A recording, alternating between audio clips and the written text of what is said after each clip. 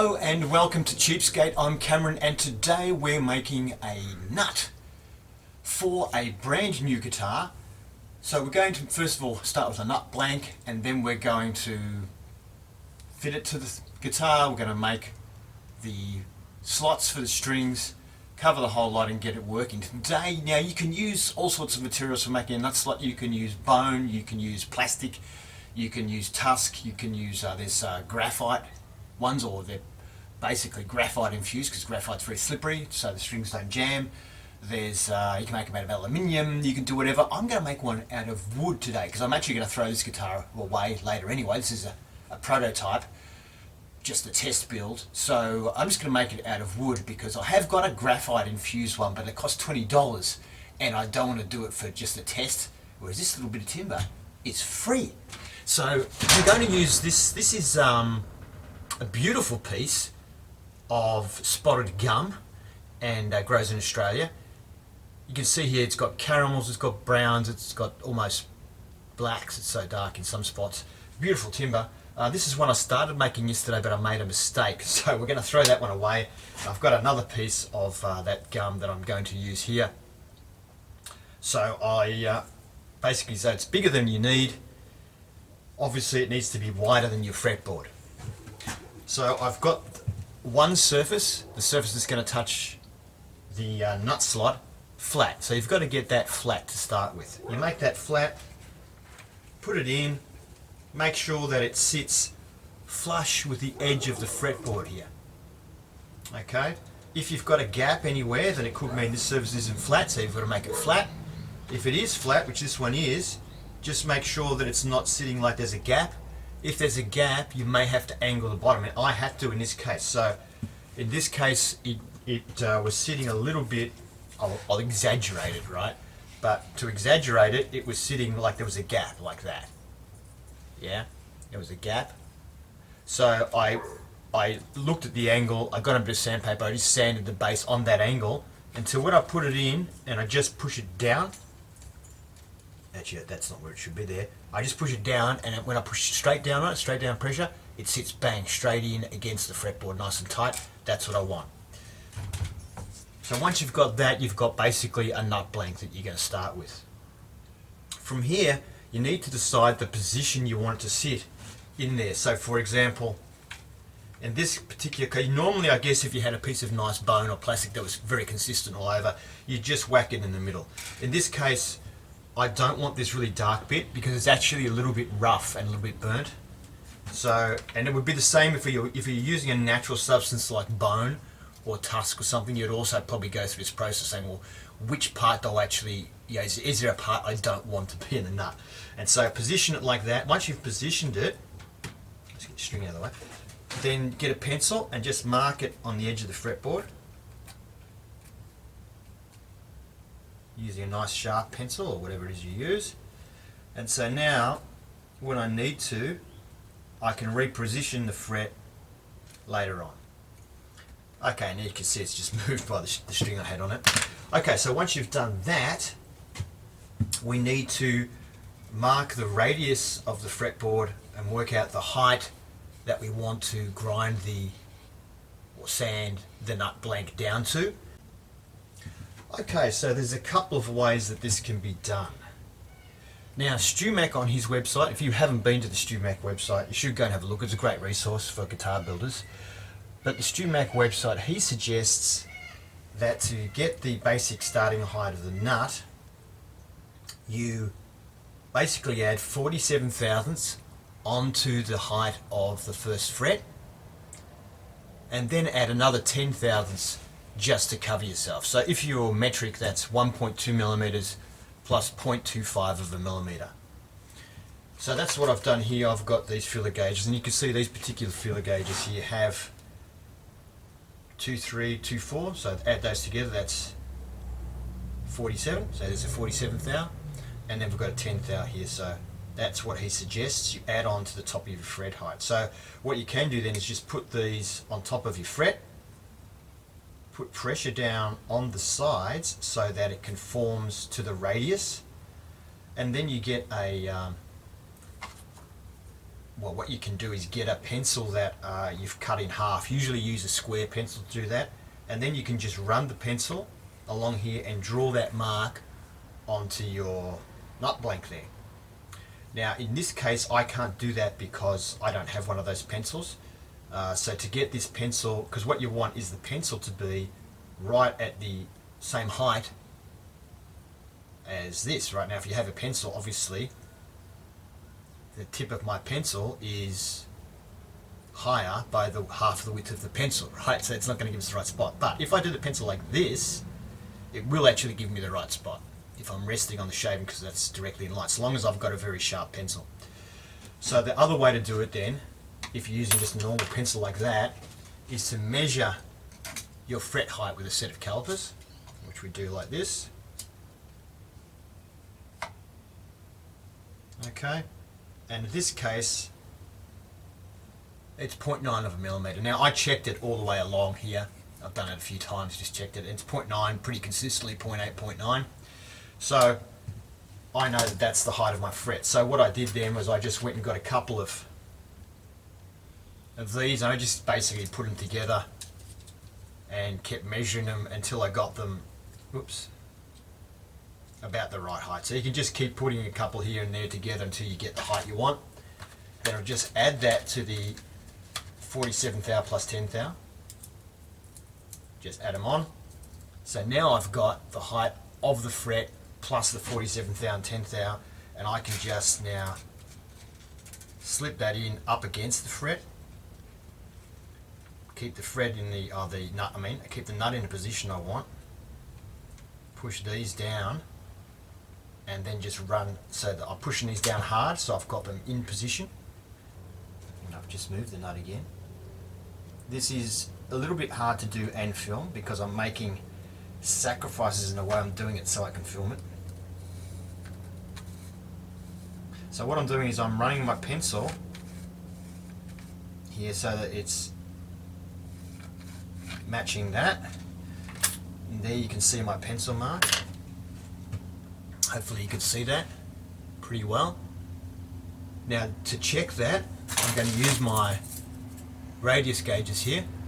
Now I've gone for a 14 on this particular build, so I get my number 14 and I can check that now.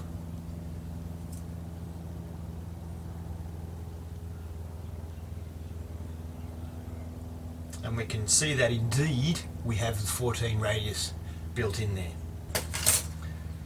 We need to cut and sand that off. Okay, so once you've sanded that down to the right shape and height, you can just double check with your radius gauge that you've got the radius about right.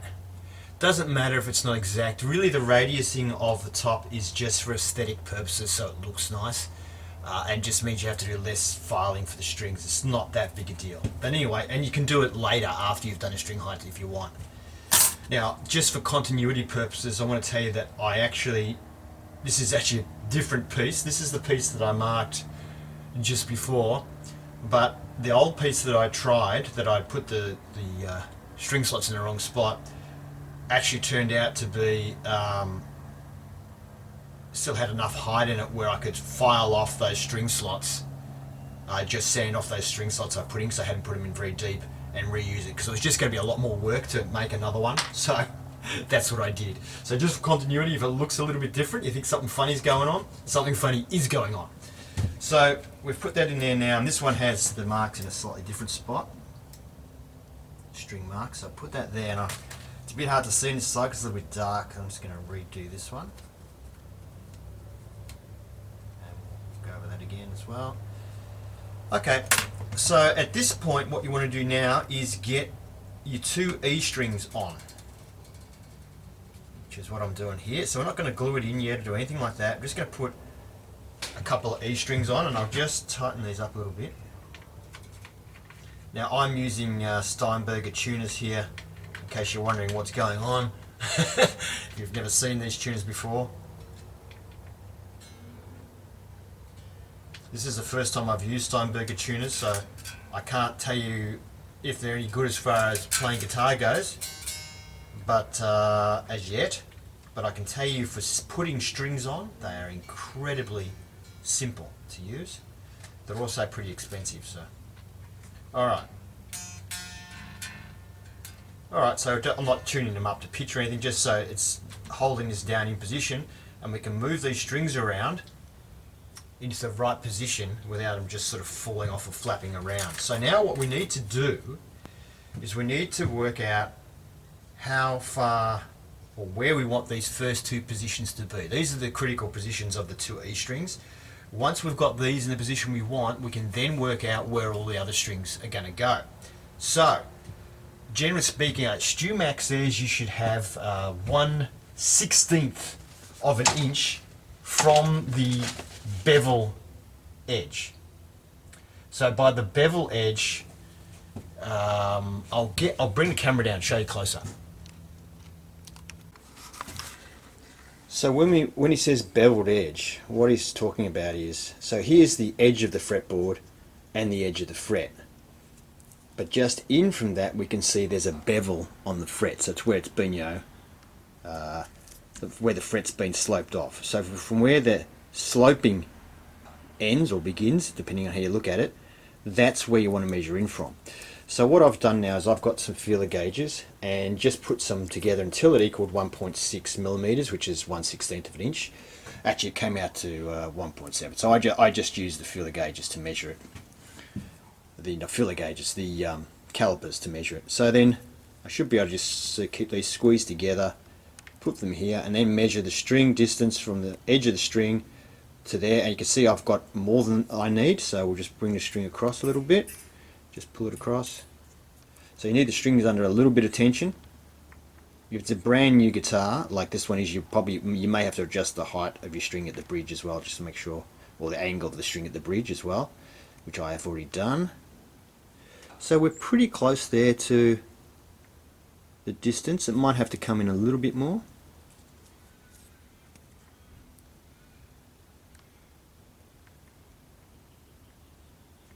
Okay, now we'll check the other side. And that's not too bad. Might just check it now. I'm going to go down now and check it at the other end of the board. It won't make too much difference to the nut, but I just want to check, so make sure I've got my bridge set up right as well.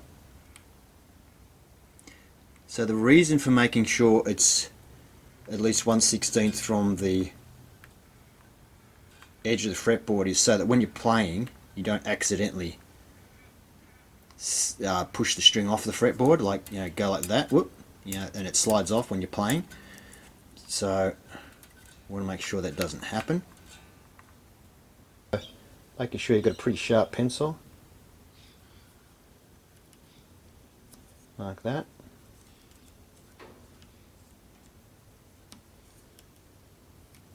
Obviously this stands out a lot better if the nut's bone or white plastic or something.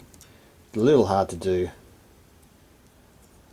on something dark like this. The other thing I want to check is the outside dimensions of the strings. So what I mean by that is, I put my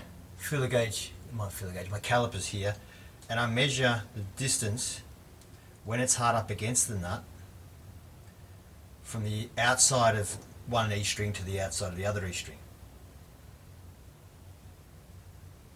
So it's touching both strings there. I can put it back on and off, yeah. And I've got 34.7 millimeters. Now, that's a little smaller than I'd like. So for comparison, my Strat is 35.4 millimeters. My Taylor acoustic is 36.7. So acoustic guitars, they normally have a bit more distance. But say I don't want to go any narrower than my Strat, which is 35.4, because that's about as narrow as I would like. So I'm going to have to move these strings out a little bit, because what am I at? I'm at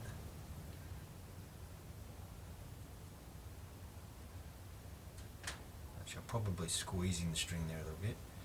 I'm at, say, 34.8, so I want to get out to at least 35.4. So I'm going to move the strings, even though we just set it and marked it with pencil, I'm going to move them out a little bit. What I want to see is, I think I can move this high E a little further out.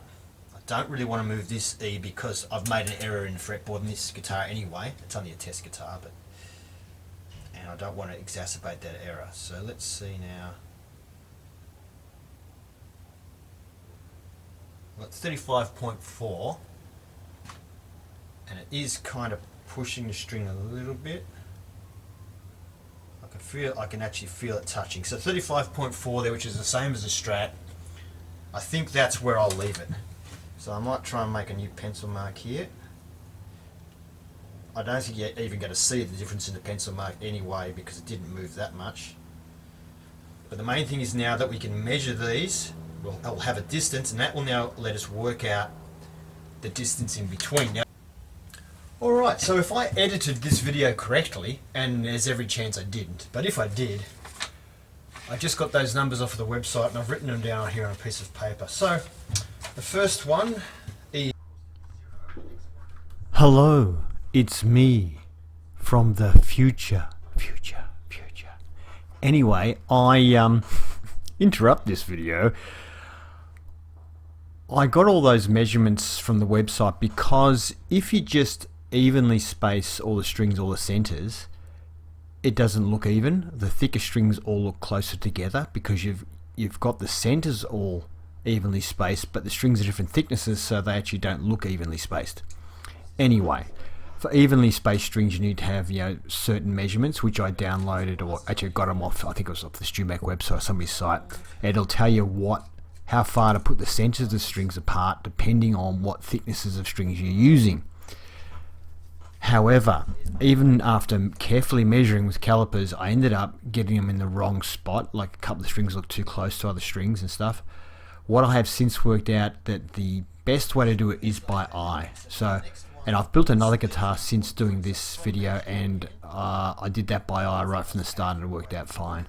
So you get the two outside strings the right distance apart, or exactly where you want them to be, and then the other strings just line, put them all in through the tuners, get them in the spot you want till it all looks nice and evenly spaced, and then mark the nut and then cut them.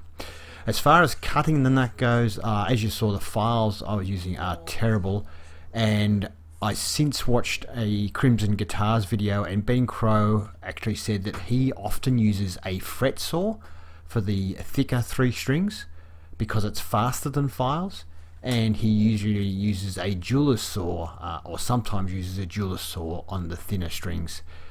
So I use the jeweler's saw for the 3 thinner ones, and the fret saw with about, I think it's got a 0.4mm or 0.5mm kerf for the thicker strings, and then widen them out a little bit with the files where I needed to. I think actually I might have even done the G string with the saw as well. So I just thought I'd fill you in there. Back to me in the past now. Thank you.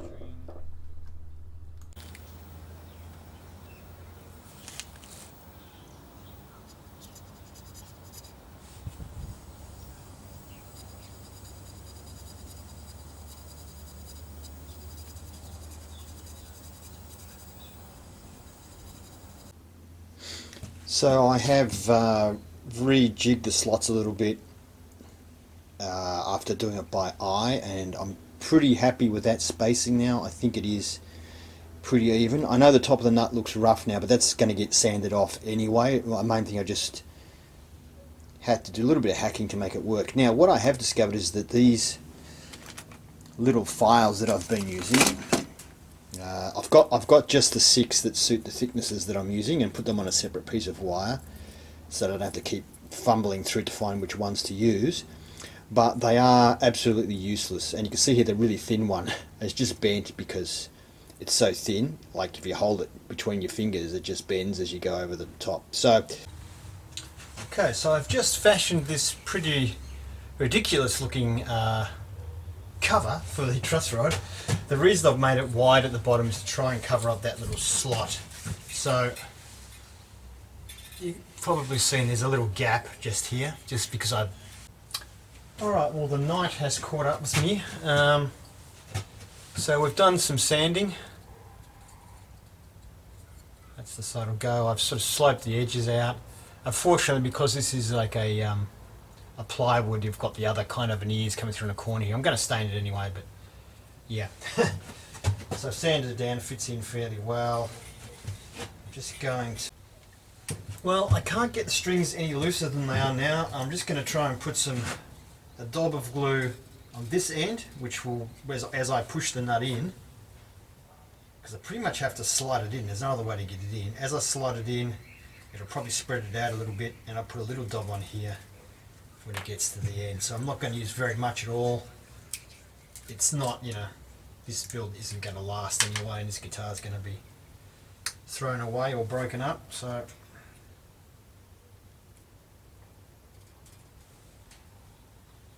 whilst I don't want a lot, I do want something. Okay, there was a bit of dried up glue there, so hopefully that's gone now. Yep, okay, so we've got a dot there, and we'll put a little bit just there, making sure we don't touch the strings. And now let's put this sucker in. Make sure we put it in the right way around. Yep. Actually, that's too much glue there.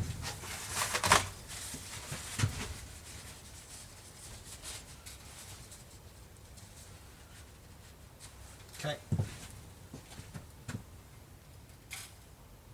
That's the correct way around.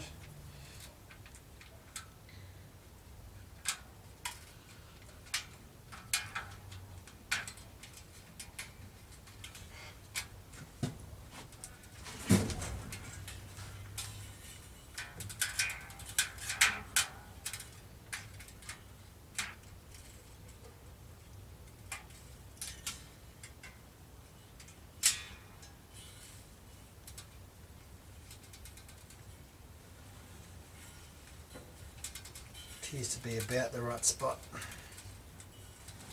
Alright, might as well just tighten these suckers up a little bit. Hold it down. Use the strings as a clamp to there you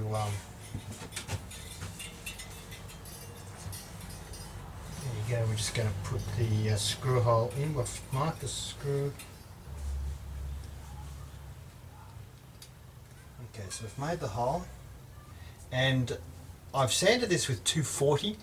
I can't give it any more sandpaper. No, actually, I did hit it with, you know, it's 240. I can't go any more than that because this top veneer is almost completely gone as it is. So if I hit it with any more sandpaper, it's going to go down to the next layer, and we'll be trying to stain glue if that happens. I'm going to do the blue on the outside first. Normally I would do the middle first, the pink in the middle, and then do a little bit on the outside, but I'm going to do the pink last because I want to make sure I get the edges really well and get a little bit under the edges to make sure the edges are done. And that's going to be the blue. If I do that, if I do the red first, I'm going to be basically touching the red area or the pink area while I'm putting the blue on, and it'll get all over my fingers and I'll smudge onto it and wreck it. So we're going to do the outside first.